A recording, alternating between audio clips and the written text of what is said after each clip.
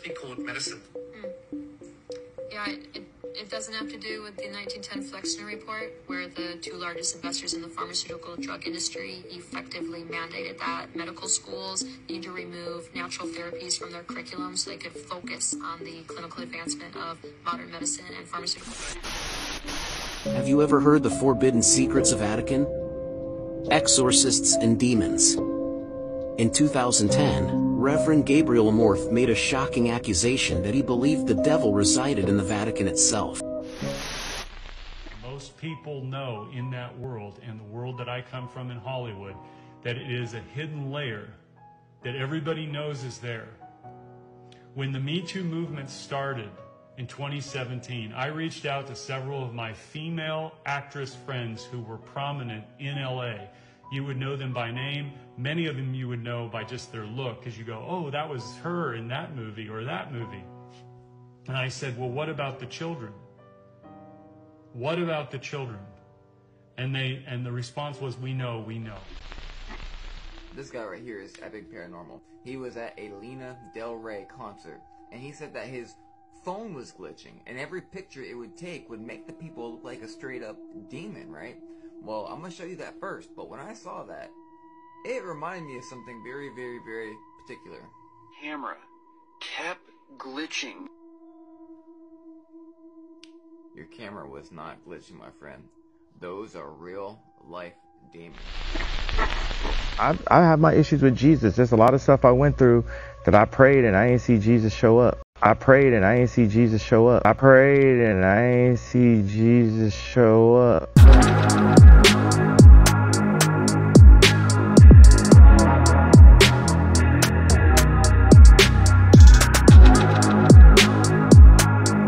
Welcome to a brand new episode of Highly Motivated, where our addiction is to the ministry of the saints. As always, today's video is jam-packed, so we're going to get right into it. Forbidden Secrets of the Vatican, as told by a priest of more than 25 years who performed exorcisms. Have you ever heard the forbidden secrets of Vatican? Exorcists and demons.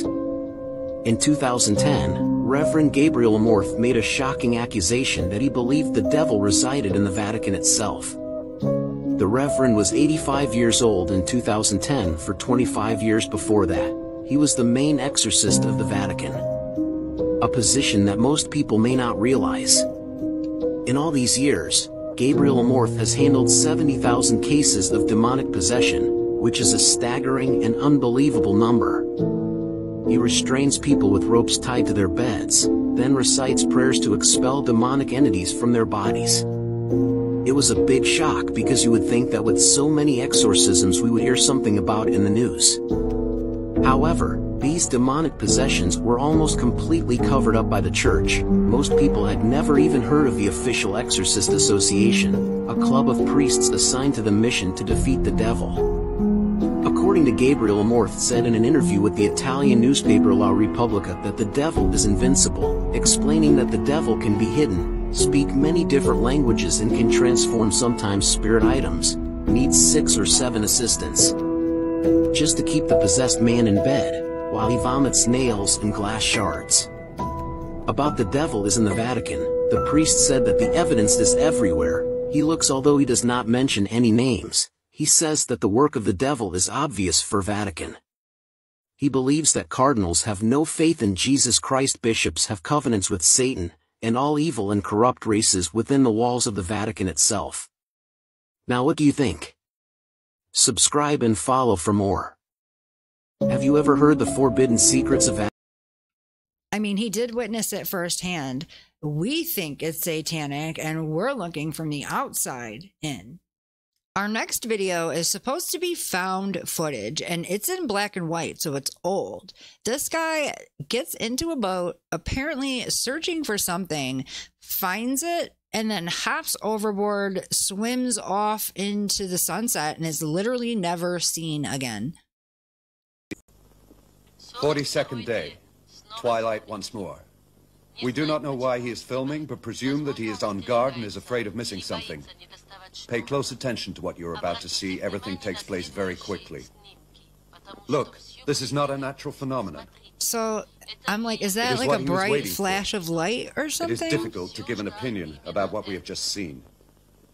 For him, the voyage is over. He leaves a message. He seems strangely happy. We do not think that it is a question of suicide. He is resolute. This man has a rendezvous. Is anybody getting Truman Show vibes here? What is that? What is he swimming to? It literally looks like the edge of something. The lifeboat ran aground on the coast of Madagascar.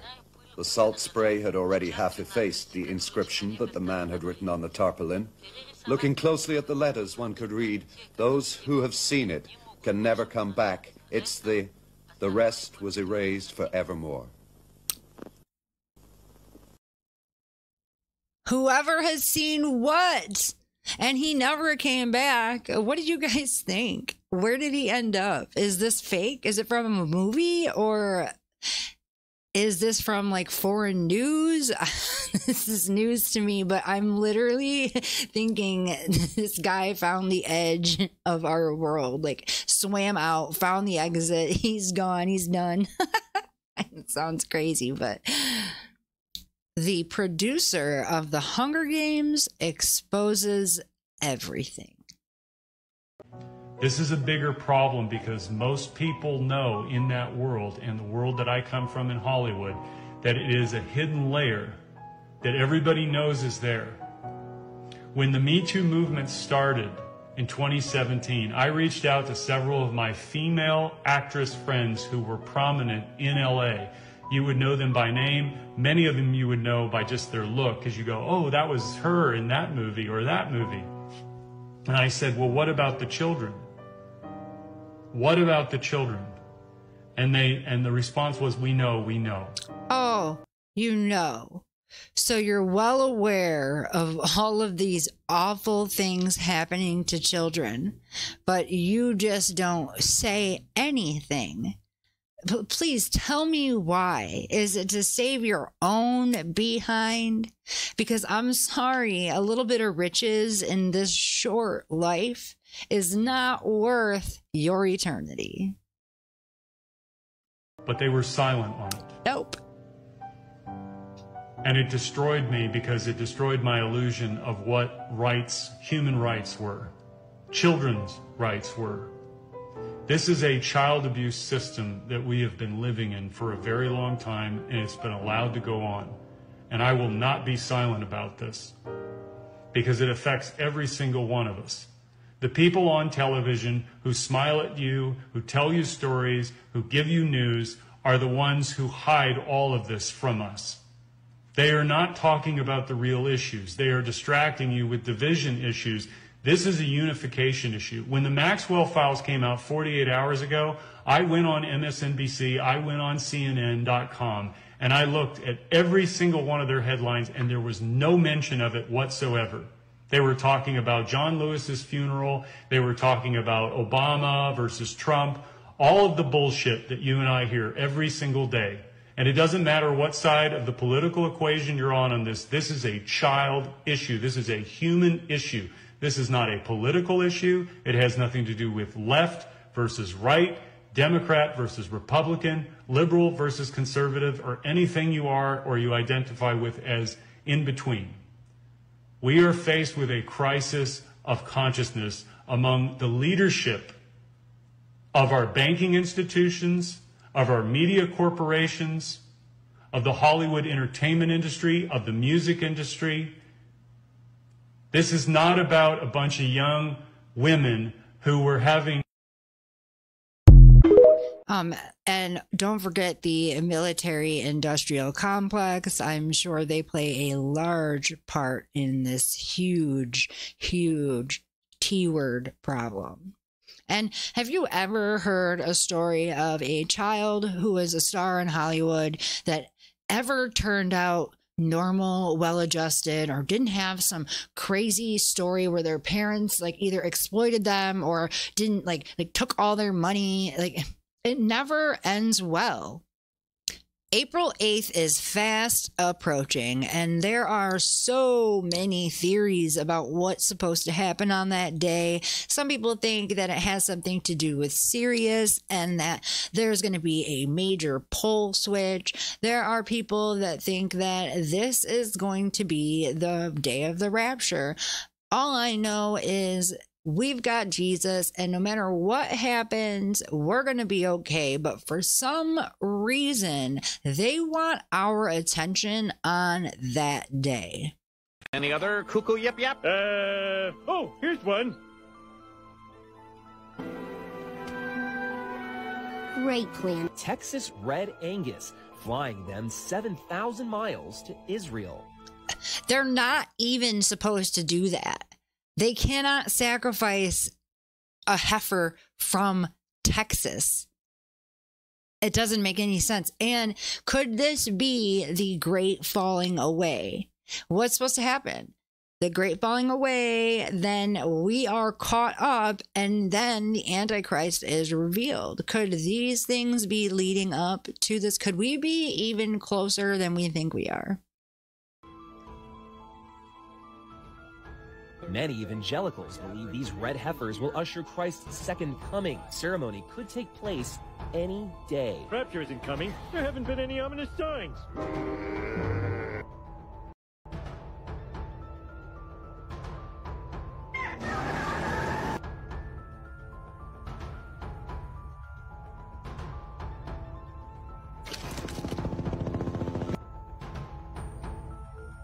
It's also the first day of Nissan. Schools are closed. Like, what the heck? I was in the grocery store today, and of course, it was crazy busy. Everybody's stocking up. They have a program for everyone. First, it was the Ukraine program, and they had the Israel program. They've got the red versus blue program. They've got the race program. They've got the Diddy program for distraction. Somebody even told me that they thought that the Baltimore bridge incident was a white hat operation. Can you say distracted from reality? That's not real, you guys. Like, come on. There's literally people sitting here thinking that, oh, it's all done. We're just watching a show. All we got to do is sit around. You're going to be saying that until they're knocking on your door, pulling you out of your house. And you'll be like, yep, this is part of the program. Just play along, guys. Come on. We are supposed to save ourselves. Nobody is going to do this for us.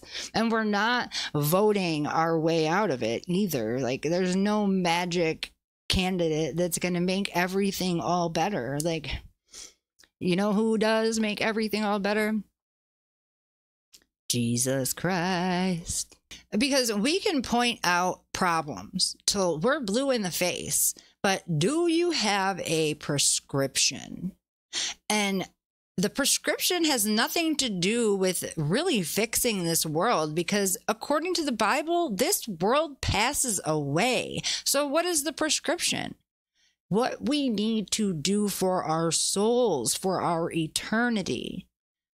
Just wait until you hear what Kanye West is saying now.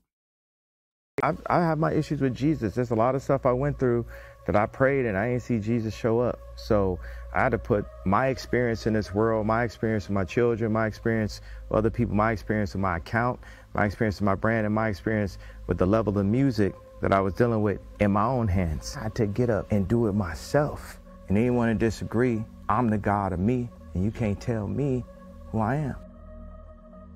Okay, so Kanye, because he prayed, and the answer that he got didn't involve his money or, giving him exactly what he wanted. Now he's out here saying that Jesus doesn't answer prayer.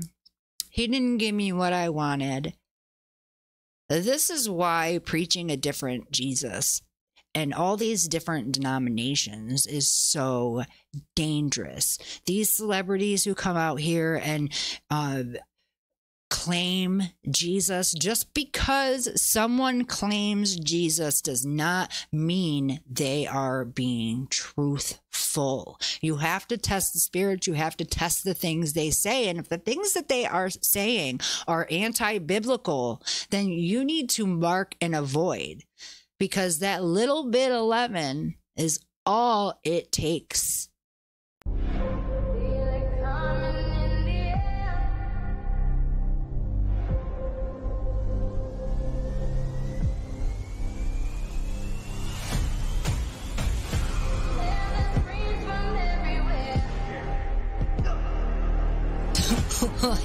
We're gonna watch that again. We have Ms. Rice, Mr. Cheney, Mr. Bin Laden, and Mr. Bush. And one guy I don't recognize, but that is enough. They probably didn't want us to see that picture. Why is nobody talking about what this woman just said? Listen closely, she just might change her mind. Remember, if alternative medicine had been shown to work, then it would just be called medicine. Yeah, it doesn't have to do with the 1910 Flexner report, where the two largest investors in the pharmaceutical drug industry effectively mandated that medical schools need to remove natural therapies from their curriculum so they could focus on the clinical advancement of modern medicine and pharmaceutical drugs. If you watch the rest of that video, she breaks down all the ways the medical and pharmaceutical industry vilify alternative healing because it makes them no money, which explains why so few people have heard of elderberry or oregano for keeping colds at bay, or mullein for clearing mucus out of your lungs. This plant basically acts as Drano for your respiratory system. If you have asthma, bronchitis, COPD, or a nagging cough, you should be taking this. But how come you've never heard of it? And it's exactly what she said. There's people that have a vested interest in you buying their over-the-counter solutions rather than using something you can find in your own backyard. If you've been skeptical of traditional medicine and want to give this stuff a try, you can find it in health food stores, forage for it yourself, or I've linked out to a brand that I trust in my bio. It is specifically designed to keep you sick. You feel one illness that is probably due to a parasite in the first place. You go to the doctor, they treat your symptom with a pharmakia, which later down the road causes another issue that's going to give them another reason to prescribe you another medication, which is going to alter something else and give you yet another medication. So by the time you are 70, 75, if you make it that far, you have probably 10, 15 medications, and you and your husband's date night is filling up your Monday through Fridays. Out of all the women that the Word of God talks about or alludes to, Lot's wife is a woman's story we are told by Jesus to remember.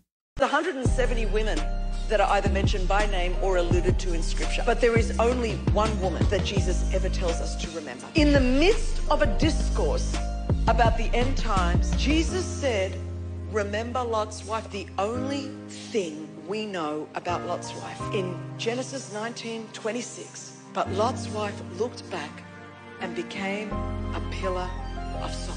The angel of the Lord said, don't look back at what's burning down. Don't look back at what I am finished with. Don't look back at the thing I am delivering you from. Don't look back at that thing.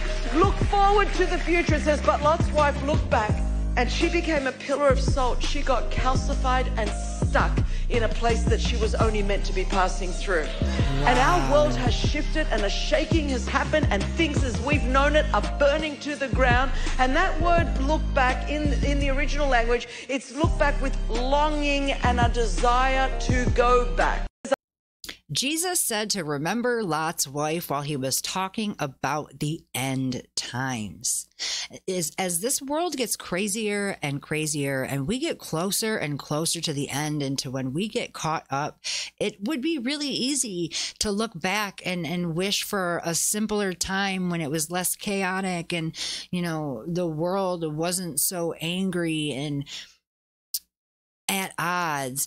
But doesn't it make more sense to look forward? What did he say? You could get stuck in a place where you were meant to only be passing through. And it's so applicable to us in this world today, because this is temporary. We are literally passing through. So I don't know about you, but I'm not trying to get stuck. Are you breaking up with me? Thou hast verily spake. I don't understand. Like, I literally don't understand the words that you're saying. Thy love is better than wine, and yet trying to play me with the ESV. The ESV? I does not only KJV, trying to play me with the CSB. That's a good translation. Methinks not only KJV, trying to play it in ASB. I does not need a KJB, I'm only KJV. henceforth readeth KJV, or thwarteth all plans to lay with me. I'm only KJV. But we have the exact same theology. I'm only KJV. But you just started reading the King James like a week ago. I'm only KJV. Low time for my next chick to wed it. She was not my textus receptus. Thou art fair, hast thou size and pleasant, but methinks thou dost much protested. Okay, baby. I have a solution. Why don't we just read the new King James Version? Are you breaking? Stand up on personal, highly motivated.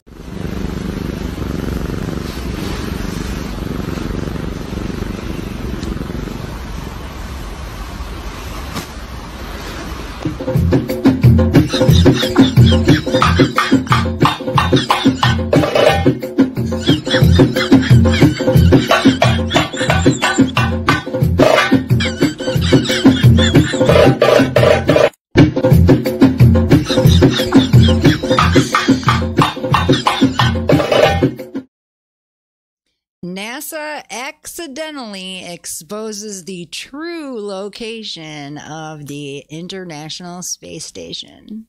Have you guys ever seen this video of NASA exposing where the International Space Station is? Check this out. And all of that happened in a little town called York, Maine, across the United States from where we're talking to you right now. Next giant leap will also start right here in Houston, orbiting aboard the International Space Station. Right here in Houston. This Houston?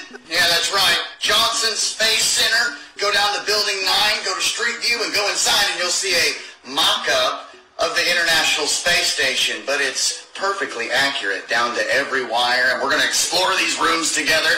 And I was walking through these rooms, and I started to notice that, hey, I've seen this before on the live feeds, and I noticed something out of my peripherals, and I said, wait a minute, wait, what? I've seen that before. Ah, there it is. I knew I'd seen that before. And whoa, a lot of magical things happen right here.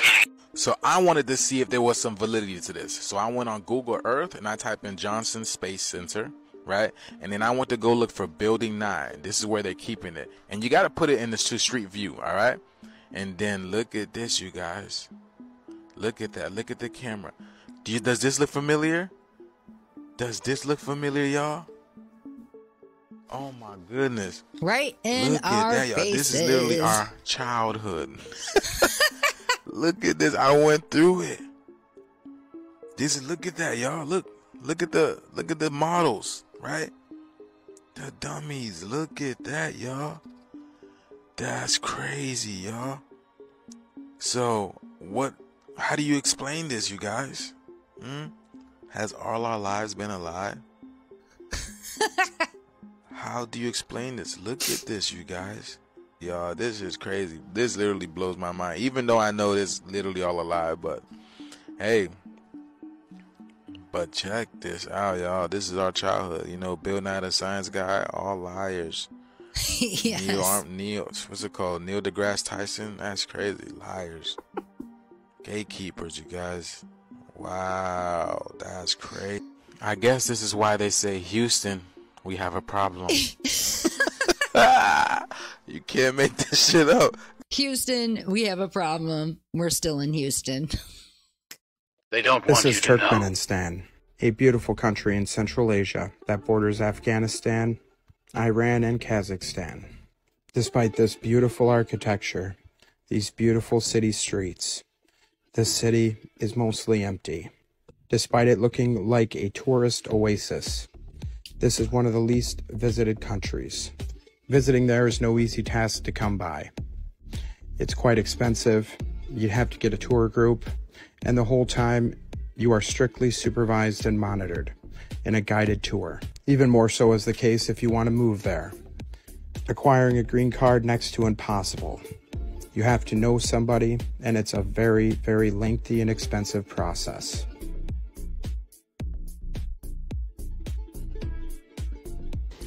Having one of the 5th largest natural gas resources in the world, it was set up until recent times. Turkmenistan provided free energy to all of its people. And it makes you wonder, looking at some of this architecture. It's looking like futuristic free energy tech right out of the old world. And the stunning and geometric patterns continue on to the layouts of these buildings. Just take a look at it in Google Earth. You will be blown away by the intricate detail and sophistication and designs that went into these layouts. Our Western media tells us it's ran by a dictator with a history of human rights violations. But with the track record of our Western media and the limited information going in and out of Turkmenistan, who's to say if that can really be trusted? Perhaps they lay intentionally closed off from the rest of the world because they are one of the last vestiges of the great civilizations of the old world, hidden away in the middle of the desert, a truly beautiful green oasis. Question everything, friends. Until next time. Free energy to every person in their country. What do you guys think? You think it's secretive because they're using old world tech or technology they don't want the rest of the world to know that they have or exists for that matter? My daughter called me this morning and she was just saying over and over again, Dad, I'm sorry, I'm sorry, I'm sorry.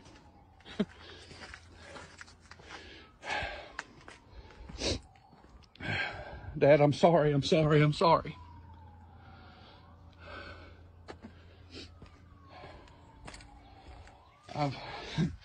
But you see, this is as bad as this looks, as bad as this is.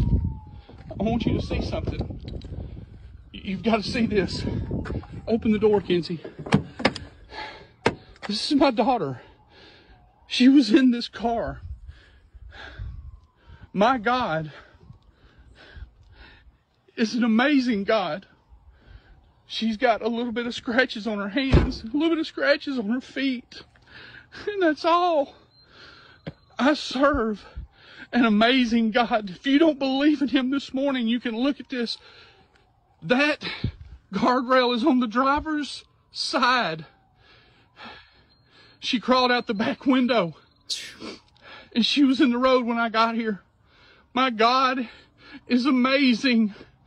He is amazing. That is nothing short of a miracle, because look at that vehicle, you guys. And that guardrail is coming out of the driver's side. It doesn't look like anybody could have walked away from an accident like that. It's like she had a bubble of protection around her and she walked away with a couple scratches. Praise Jesus. People saw very weird things at Lana Del Rey's concert. People call some strange things on camera at Lana Del Rey's concert. Let me draw some uncomfortable dots and ruin your night. Before we start, this is all speculation. This guy right here is Epic Paranormal. He was at a Lana Del Rey concert, and he said that his phone was glitching, and every picture it would take would make the people look like a straight up demon, right? Well, I'm gonna show you that first, but when I saw that, it reminded me of something very, very, very particular. Camera kept glitching. Your camera was not glitching, my friend. Those are real life demons. Whether they are possessed or just straight up a demon, that's exactly what we're looking like. You remember the movie They Live? My man had some dissonant glasses. If y'all have not seen this, you need to go see it. He puts the glasses on, he sees things how they really are, takes them off, and they go back to normal. It's called They Live. Literally showing us the exact same thing we're seeing at that concert. And we're about to get into some speculation right here in 1 second. They're among us. They live. Get it? And aren't they talking about a demon face syndrome lately? It appears our cameras have the same exact problem filming Congress. The creator is the top left. It's odd. And this is all alleged, by the way, but it would not surprise me one bit if all these people were demons, or at least demonically oppressed, or I mean possessed, would it not? I mean, he's recording it right off the TV screen. I don't know if he has some special glass for his camera. Alleged speculation, whatever. I mean, I believe it. They live, like they literally live, and they are among us. Allegedly. Good luck sleeping tonight. And just as recent as this last week, Sofia Vergara posted a picture from an award show, and there are people in the crowd in 2 separate pictures that have this demon face thing going on as well. Do you think, my opinion, the veil is lifting? They can't hide anymore. What do you guys think? Our last video today talks about being an empath and what can happen if you are an empath who is out of balance. And this is something that I had to learn as well. I was very good at giving my attention to other people and other people's problems and always ignoring myself. And I didn't realize that I was always giving from an empty cup. So I really wasn't helping anyone, and I sure as hell wasn't helping myself. Being an empath isn't a good thing if it's out of balance. If you get to the point in your life where you're giving so much of yourself away that it's physically and emotionally draining you until there is nothing left and you're forced to act out of character to try and bring yourself back to balance, that is not a good thing. I know this term empath keeps getting thrown around, and I use it because this is the language and the narrative that people fall into. An empathic individual is somebody who is sensitive. Yes. You're a sensitive person. But you can learn to navigate and understand the sensitivity of your body without falling prey or victim to it. I know this is coming across harsh, but I want the best for you. And I've come across way too many people throughout my lives, throughout messages that I'm getting sent consistently every single day, the thousands of comments I receive. And it's always the same thing. How do I protect myself? Learn to fucking love yourself. That's how you protect yourself, by raising your value. If you do not fucking love yourself, then how can anyone love you? If you do not respect yourself, how can anyone respect you? You give to people because you cannot receive it. Ooh. What you want back is some glimpse, some fractal of what is possible when you bring that energy and turn it inwards on yourself. How do I know this? Because I have done this throughout my life. I had to learn that giving to people way beyond what I'm capable of giving is at a detriment to myself. Yes. It hurts my family. It hurts me. It takes away from my life and my soul. I value and respect myself, and the people that respect what I have to say and respect me as a human being, they show that respect. They value the things that I say. I'm sitting here with true authenticity, and I'm telling you the truth. That being an empath isn't a good thing if you can't learn to protect yourself. And to protect yourself is to love yourself. Because you wouldn't allow people, the way they treat you, you wouldn't allow that to family members, would you? You wouldn't allow it to your children, your partner, your best friend. You wouldn't allow it to happen. Right. So why are you letting people do that to you? You've got to wake up.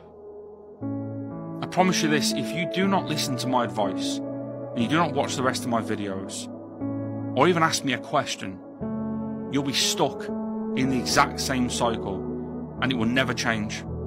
And you'll say the exact same things.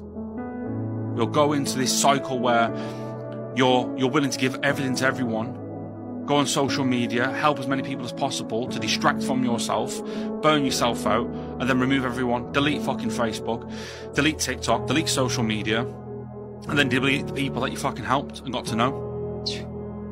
You'll go into a hermit to repair yourself, and then when you've got enough energy back and you're feeling good again, guess what you go and do again? Go and fucking help people until there's nothing left. You've got to learn balance. If you don't, I promise you this, you will be stuck in this exact same cycle for the rest of your life. And that's at no fucking benefit to you, and at no benefit to your family. You've got to break the cycle. Amen. Respect yourself, love yourself, and do it for the benefit of the good. Not only for you, but for your family. How many of you can relate to what he said? You know, being an empath, you do feel things very deeply.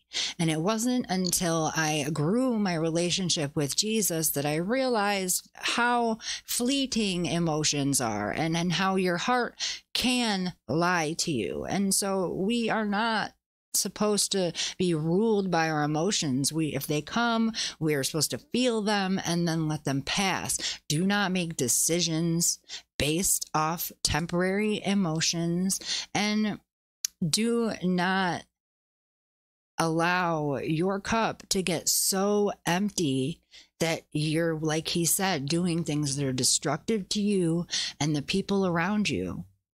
It wasn't until I got out of that cycle that I was able to recognize that it was a cycle. Last episode, we talked about the gospel and what exactly it was and what you need to be saved today. Now, I'm going to talk to you about what happens after you hear the gospel and believe it. Ephesians 1:13 says this: "In whom ye also trusted, after that ye heard the word of truth, the gospel of your salvation, in whom also after that ye believed, ye were sealed with that Holy Spirit of promise, which is the earnest of our inheritance until the redemption of the purchased possession unto the praise of his glory." That purchased possession is you and me. Jesus purchased our souls with his blood on that cross. So anyone that's telling you that you can lose your salvation, absolutely not. There is no limited atonement here. The cross was sufficient and Jesus finished it all. So once you are saved, you are always saved. I love you guys, and I can't wait to see you next time. Until then, stay prayed up and stay highly motivated.